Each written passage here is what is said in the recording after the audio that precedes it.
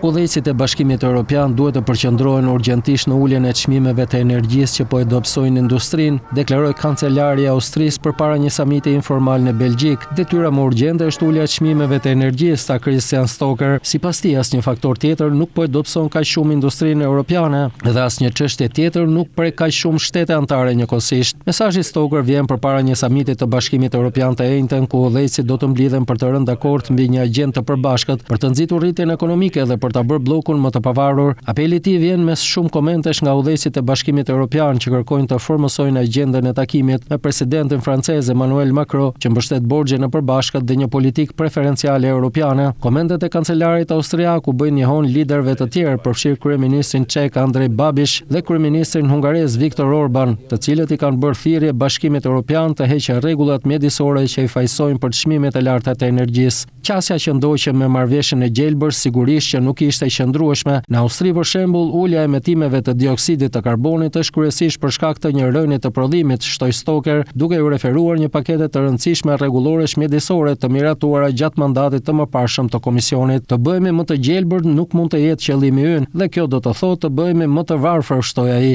Bashkimi Evropian ka filluar tashmë të zhbëjë disa rregullore mjedisore si pjesë e një nisme deregullimit të mbështetur nga shumica e vendeve anëtare të bllokut. Në dokumentet të përbashkëta të diskutimi, kancelari gjerman Friedrich Merz dhe kryeministra italiane Giorgia Meloni kanë bërë thirrje për përshpejtimin e kësaj nisme dhe krijimin e një freni emergjence për legjislacionin e ri të Bashkimit Evropian. Si hap tjetër, unë do të mbështes zgjatjen e lejeve të emetimeve falas për industrinë tonë. Kjo do të sigurojë që industria vendase të mbetet konkurruese dhe që kompanitë tona të mos zhvendosen jashtë, përfundoi kancelari austriak.